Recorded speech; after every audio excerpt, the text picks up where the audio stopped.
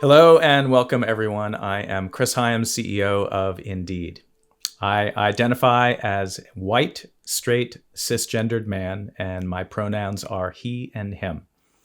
And I'd like to welcome all of you to the next episode of Here to Help. This is our look at how Indeed has been navigating the global impact of COVID-19. Today is June 30th. We are on day 484 of global work from home. Inclusion and belonging is one of Indeed's core values. And throughout this month of Pride, our Diversity, Inclusion, and Belonging, or DI&B teams, and our iPride Inclusion Resource Group have hosted many events with the theme of Bringing Pride Home as a celebration of belonging at Indeed while we remain apart. These events, conversations, and celebrations aimed to uplift LGBTQIA+ voices and educate allies on how to support the community. However, even as Pride Month is coming to a close, at Indeed, Pride is not just a June thing. We celebrate Pride and practice allyship every day. Today, I am delighted to be joined by Ryker Knapp, Senior Learning and Development Specialist here at Indeed and Executive Community Engagement Lead for iPride in the Americas. Ryker, thank you so much for joining me today. Thanks for having me, Chris. I'll do a quick intro too. So for those of you who don't know me, my name's Ryker Knapp. I identify as a white, hetero-flexible trans man, and my pronouns are he, him. I'm actually out of our Scottsdale, Arizona office, and I am a proud life partner and dad. Well, let's start off where we always start these conversations with a check-in. How are you doing today, right now?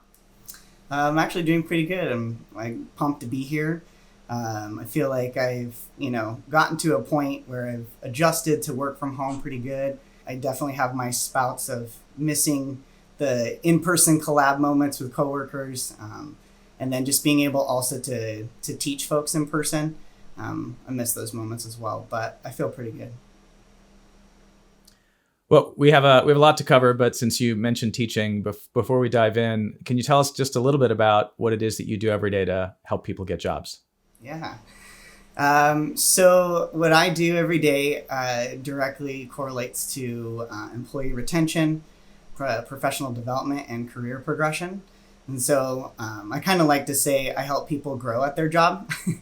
But like you said, I'm a senior learning and development specialist. And so currently I support our GPS and CSI segments, and my main focus as of now is on leadership development.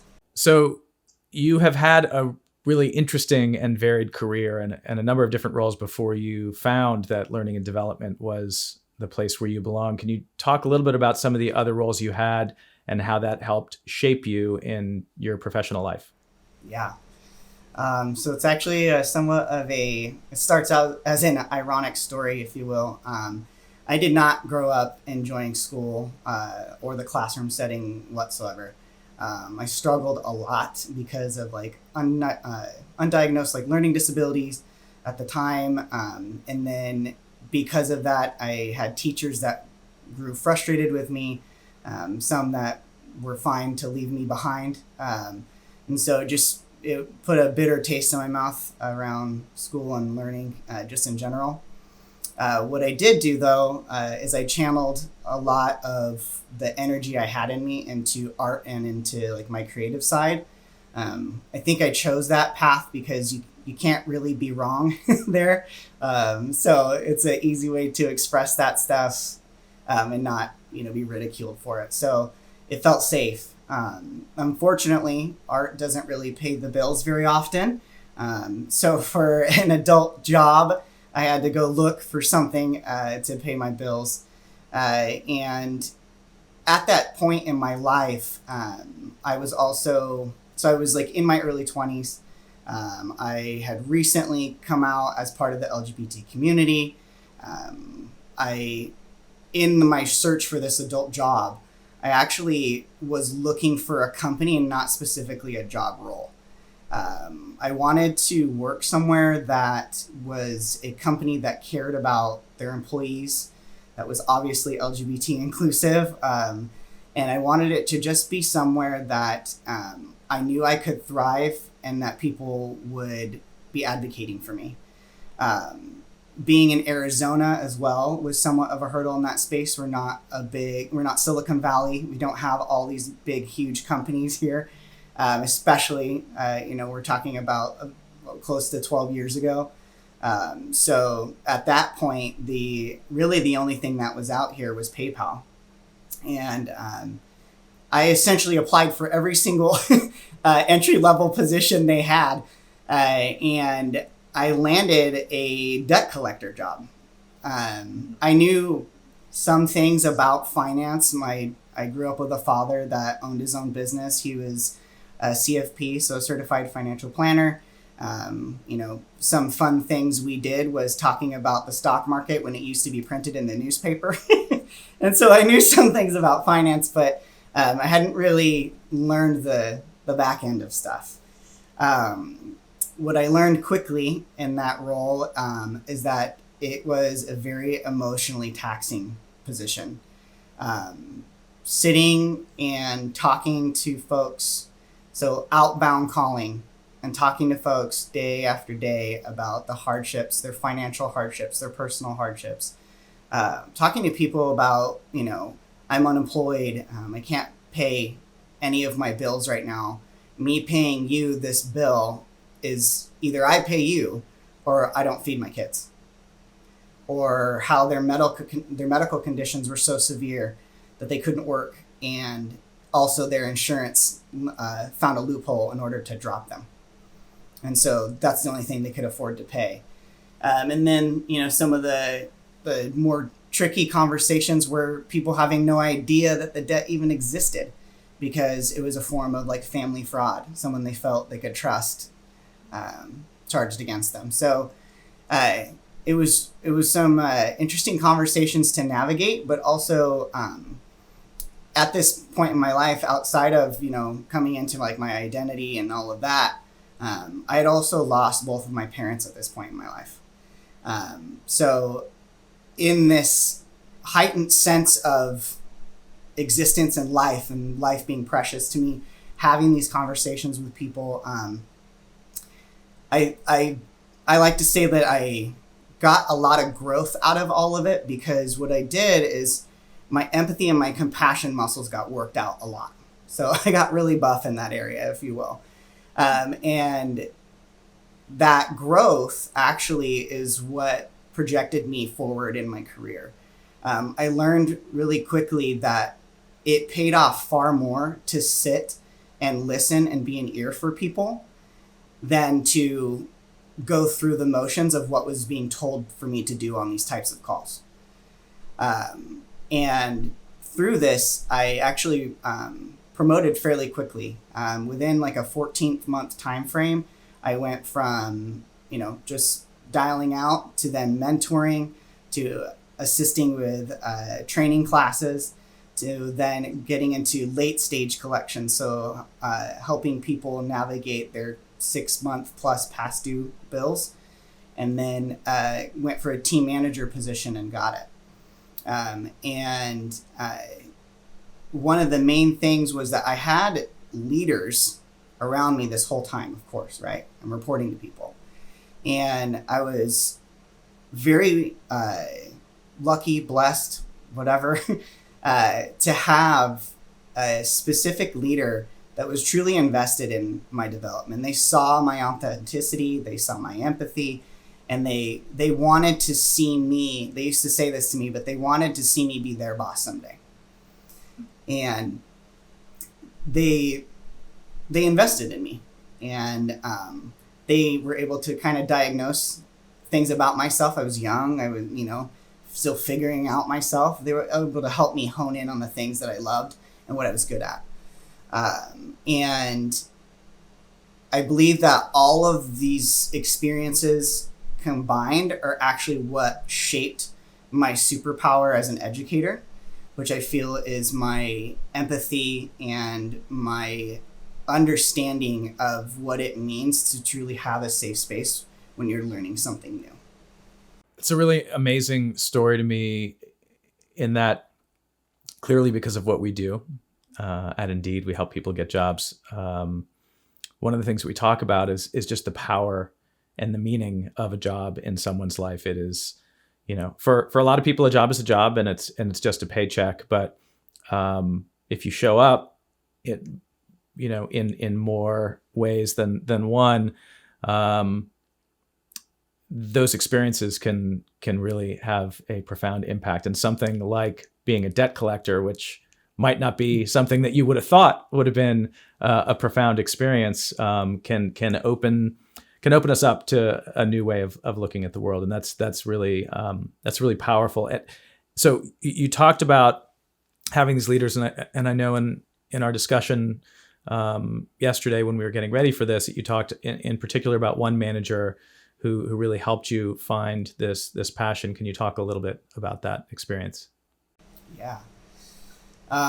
So my first manager ever at PayPal, was an incredible human. She was the one that really, I guess you'd say she was there for me. She was the one that helped me identify why I had a twinkle in my eye when I was educating or teaching others. She saw that passion way before I ever saw it. I was still, carrying all the weight and the baggage of childhood education and not able to see that I had a skill there. She threw out our careers together. She actually got promoted to a site level director. And when the opportunity came for her to start building her L&D team, she actually reached out to me. She said, I have an open position. I think you would be a great fit. But you, of course, need to apply and you got to get the job. And I was like, okay. It came with a little bit of a caveat. It meant that I needed to leave Arizona and I would have to go move to Sioux City, Iowa. Sioux City, Iowa, for folks who don't know, is a tri-state city, but it is tiny. It is like population, I think when I was there, like 90,000 people. So it was going to be a very big difference. I grew up in Southern California, right outside of LA. So I'm used to a big city, and then I live in the city of, downtown Phoenix. So it was an adjustment for sure. And but I made that jump too, not just for my career, but I knew she was going to be there. And she was there too. And it honestly came down to her being willing to give me a chance, seeing me for me and who I am and my skill set, and then believing in me. And that's what meant the world. She actually shows up later in a really meaningful point in my life, but we'll talk about that in a little bit. One of my first jobs actually out of college was as a teacher. I lived in, you talked about a small town being 90,000. I lived in a town in Vermont with 3,000 people and taught public high school. And so I know a little bit about what a classroom setting is like there, but can you talk a little bit about what a classroom is like in a corporate setting? And for the folks who are going through your training, what is different about their classroom experience and then when they go to work day to day afterwards? Yeah. I think of running a classroom or taking on a new cohort of learners. I kind of think of it as like a garden of safety seeds. I'm planting this garden, right? And it's got a nice fence around it. We're watering it. It's being nurtured and cared for. And these are all my babies in a room that I'm helping flourish. In order to do that, though, I have to be genuine. I have to be authentic. I have to be a voice for them. I have to be aware and attentive to every single seed. I have to lead with empathy and compassion. And ultimately, the overarching goal is to foster a place of emotional and physical safety and a place where people feel like they can thrive. I feel, as I talked about in my past, I feel like learning is hard enough as it is. And as we add in our diverse identities, our backgrounds, our traumas, and we show up to learn, it's a lot, and it can be a lot for people. And when we're talking about a corporate setting, you have to have that corporate filter, right? And so you want to show up authentic so you can learn your best, but you also need to show up great, right? And as an educator, I feel incredibly responsible to always think, with everything that I do, if I'm building content, if I'm facilitating, whatever I'm doing, I have to think, will every learner feel safe enough to learn? And if I don't keep that lens, then we can forget about folks remembering everything or learning everything, right? And this is a kind of a stark contrast to how everyday life is.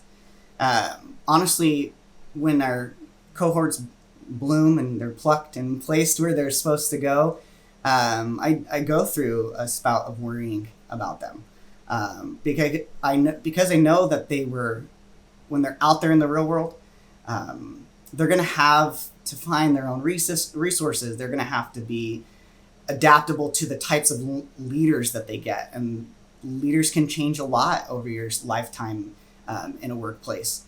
And they're now also not just being measured on, hey, like, did you understand that? What else can I do to help you? They're being measured on productivity, and they're accountable to it. And so it goes from this safety net to like harsh reality, right? And we can talk about that for almost anything in life that kind of happens to you, but it does feel a little bit like the empathy and that safety kind of dies a little bit. Of course, it's incredibly important. I don't want to dismiss the fact that it's important for people to become self-sufficient, to learn how to find their own resources and tools. That's about career progression. That's what it is. But I think what I'm talking about is a little bit more about how the conversation changes, and how, like, when they're with me, I'm their advocate, right? And I'm the one that's the foundation that they're building on. They don't report to me, but they do report for me. They're showing up every day to learn from me. And I don't know if I have the solution of the answer of why there's this delta between these two experiences of going from a classroom to going to your everyday life. But there's definitely this gap where I don't know the answer. I honestly don't. I don't know the solution, but I know that there's an area of opportunity for there to be a closer connection between the two. What comes through very clearly and you've used this word compassion and the word empathy quite a bit, and it's clear that you've experienced that in your career from others, and you talked about this experience with this manager, and that what you're trying to do is bring that to other people through your classroom environment. Can you talk a little bit more about, I guess, that experience that you've had with other people and with this manager? You talked about how it was shaping your professional experience, but can you talk a little bit about how it shaped your personal journey to how you got to where you are today? Yeah. So this same manager, she, like you said, really helped me get into the world of learning and development. But she actually was a huge asset to my transition. I never, ever could forget the day that I came out to her. We were at work, and I sat her down and I told her, and sometimes you gotta be blunt because you just gotta say it so you can get it out. But I sat her down and I said, I'm transitioning. My new name is Ryker, and my pronouns are he, him. And I paused, and we kind of looked at each other a little bit, and then I said, I came to you because I don't know how to navigate this at work, and I'm honestly really scared. And she looked at me for a while, felt like forever, because I was like, I have no idea what's going to happen. I trust this lady like crazy, but like I'm still terrified. And what she did in that moment was life altering for me. She went into a story about her own life. She shared that in college, her and her boyfriend got pregnant. Her boyfriend was black, she was white. She said she knew that once she told her family, she would lose pretty much all of them. And she was right. She did.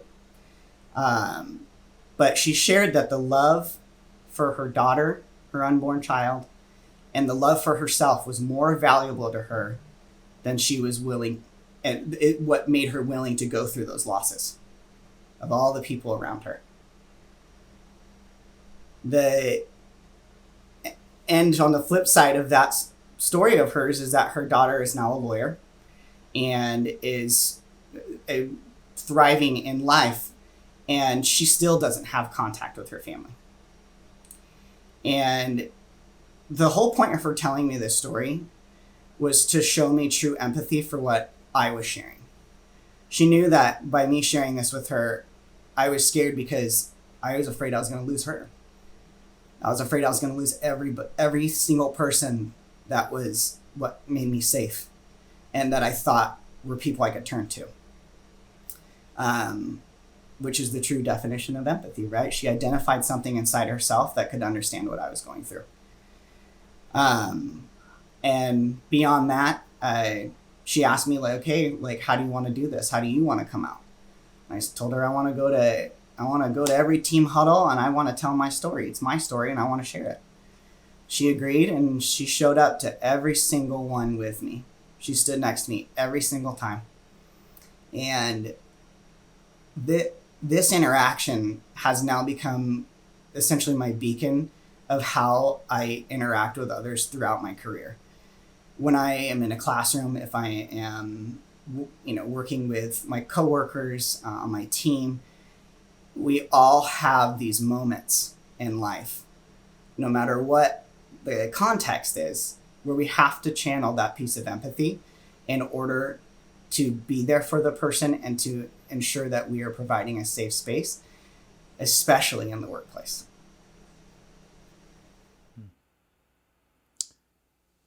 Thank you for sharing. That's a really powerful story. I've heard you tell it before, and it gets me every time. And it really is. I like the use of the word beacon, because it's hard somehow to imagine how to show up for people in situations when you can't predict what they might be. But hearing stories like that, I think, gives me inspiration. So thank you for sharing that. Now, I also have seen you at Indeed, and you are successful and thriving and an amazing collaborator and contributor. And I know that you still face challenges. Can you talk some about what some of the challenges that you deal with are? Yeah. Overall, honestly, I'm in a very good place. But I know, like any other identity that is on the margin, I do fall victim to biases still. There's a lot of stigmas out there about trans folks. I do feel it and I see it and recognize it when people react differently to me because of who I am. I know that, in my lifetime, I've been blocked from positions. I've been not included, or I've been forgotten because of people's hesitations around biases and false information that is said out there about trans people. I think one of the biggest ones is that people essentially expect me to lose it at some point because I'm trans. There is this big stigma about mental, health and mental stability because of my transness, right? And they believe, out there that there's no way I could be a level-headed person and be trans, right? That seems wild, which is a huge misconception of us out there. Trans folks, we have so much in common with everyone else. I mean, we battle a lot of the same things that everybody else does that has nothing to do with gender. I have a family. I have fallen in love. I've fallen out of love. I'm spiritual. I have hobbies. I have talents and skills. And those come with, pros and cons for all of it. And we all have those types of challenges. But yet I'm still defined by this one piece of my identity, right? And in order to progress and to thrive and do well, it's sometimes feels like pushing a boulder up a hill. And you kind of got to let the stuff just roll off your back. I know anybody who's listening to us right now who lives in the margin of our marginalized groups knows exactly what I'm talking about. I don't even really have to explain it. I think we've all kind of felt that before. I think one of the easiest ways I explained it, it was honestly to my family when I came out, and I talked about my transition, and there was a lot of concerns about what I was going to be like when I transitioned.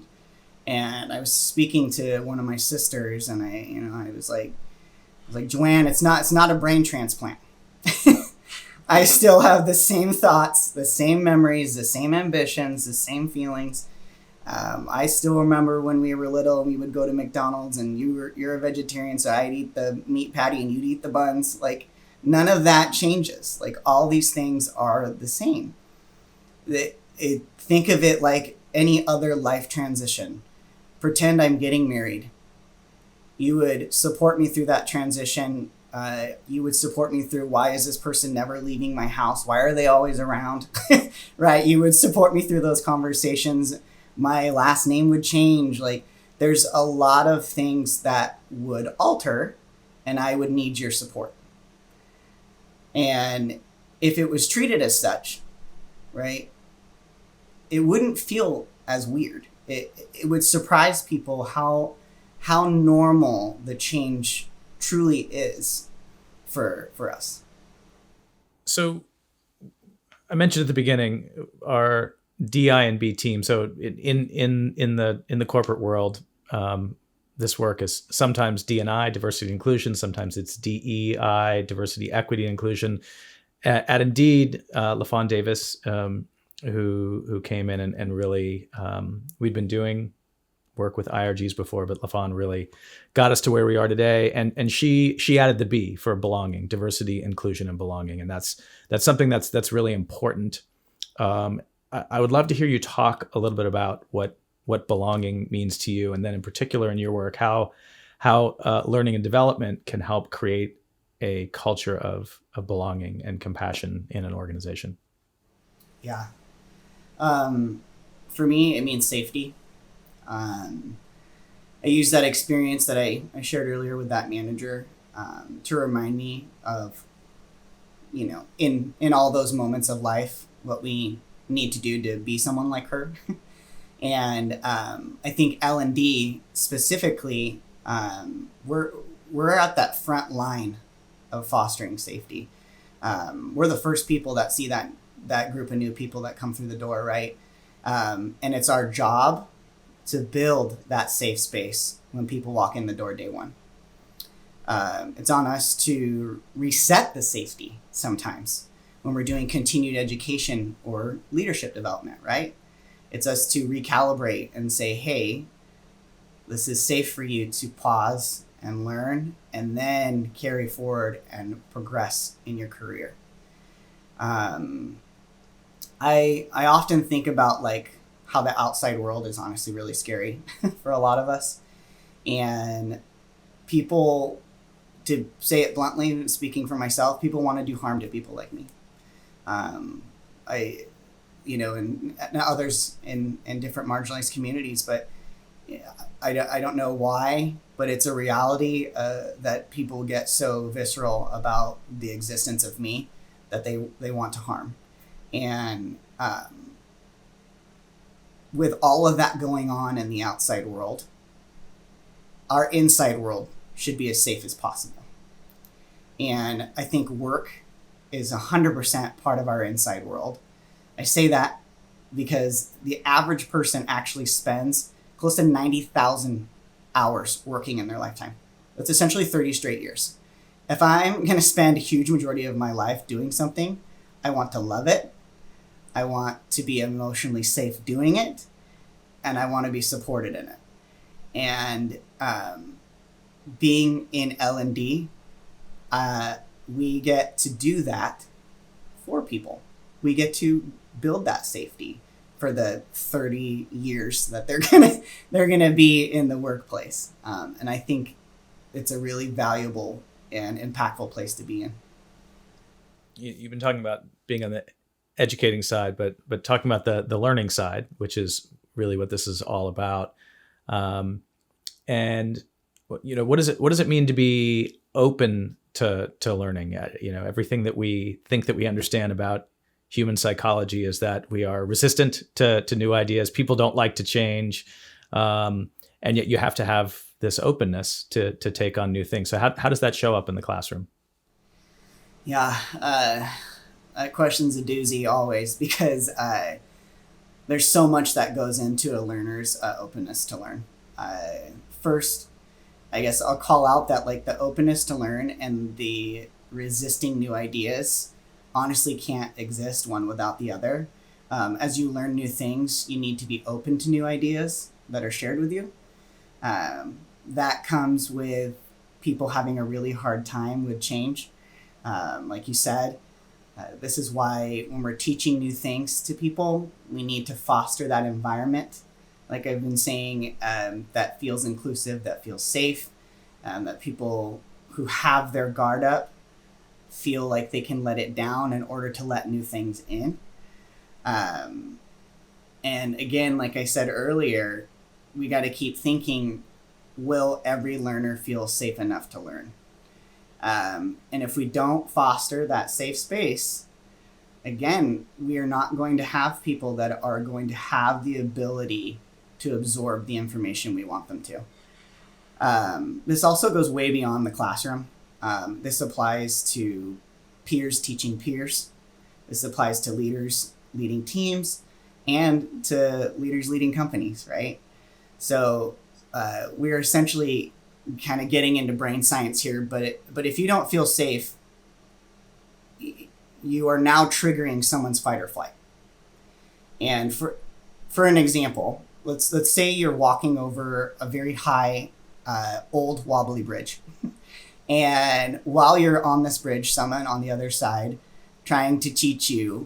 someone's on that other side of the bridge trying to teach you how to pull the cord for your parachute in case that bridge goes out. That is too late, buddy. Like that is way too late. The time to learn was when it was safe on that hard ground before you got on that bridge.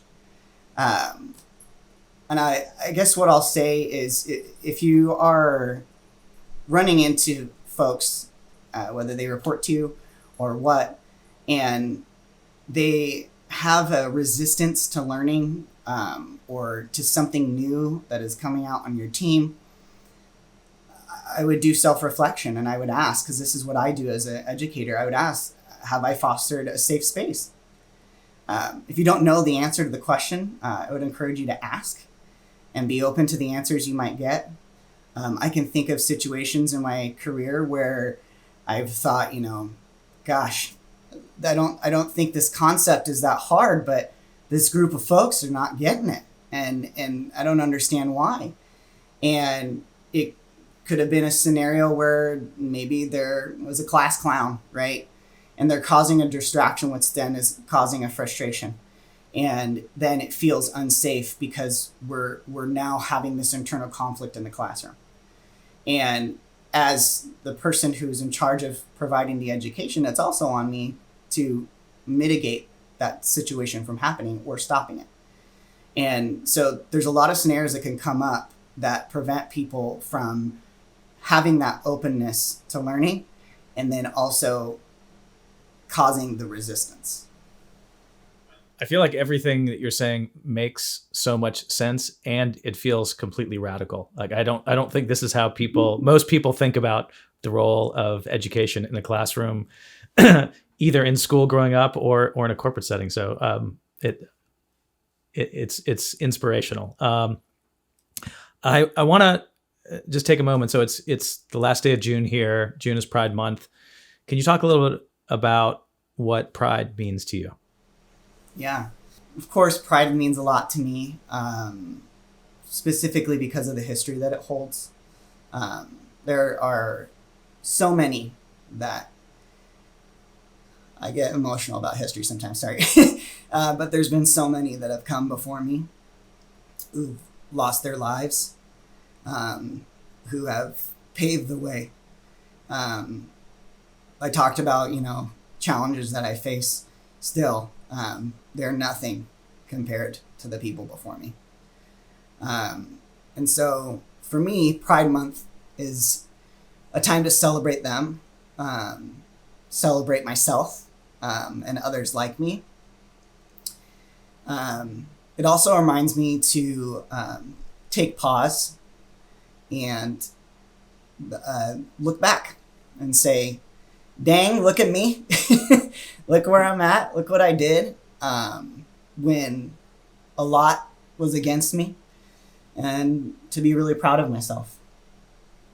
Well, I really, it means so much for you to have the courage that you have to talk about these things and to share your story. And I know that for many people, that is the hardest thing. The coming out stories are always, to me, the most profound, because it's that leap of faith.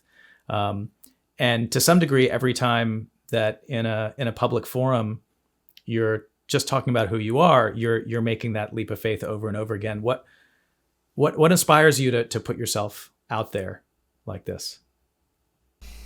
Yeah, I think one of the biggest things is that representation matters.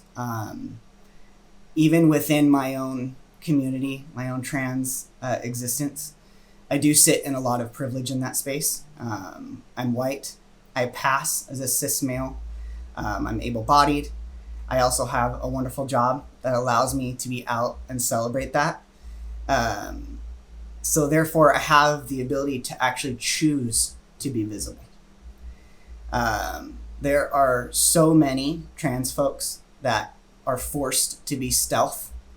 We use the term stealth as like incognito or hiding because it's not safe. And then we have folks that don't have the same privilege of being able to hide either. And so I choose to be visible for people that cannot be, because I have a safe platform and a wide net that I can cast out and hopefully provide safety for the folks out there that don't have it through education. I also, do it because I want people like me to see their potential and see how they can push forward, progress, and where they can be. And then on a little bit of a more personal level, I think I deserve it. I've worked very hard to be myself, despite the ridicule and the loss. And I deserve to be heard and seen.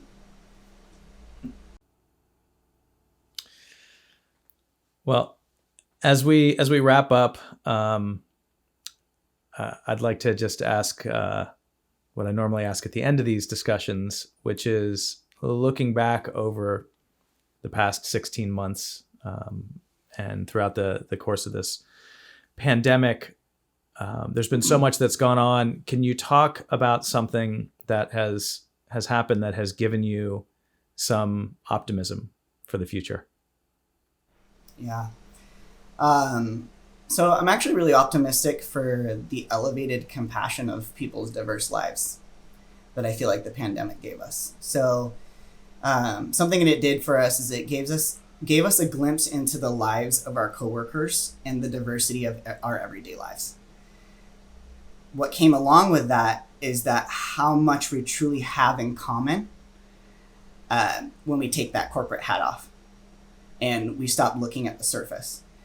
And I think it has really humanized everyone. It's taught us to give people grace.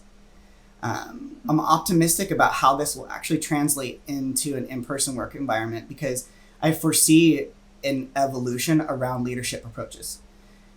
When we have seen the value now of putting our employees first and the true return on investment that comes from when people feel seen and cared for and protected. I'm optimistic and honestly excited to see how that translates as we go back to in-person and stuff. Well, Ryker, thank you so much for joining me today, and thank you so much for sharing your experience and your empathy, your compassion, and being an inspiration. And I really I can't thank you enough for being open today, and for everything that you do at Indeed to help people grow as they help people get jobs. So thank you. Thank you.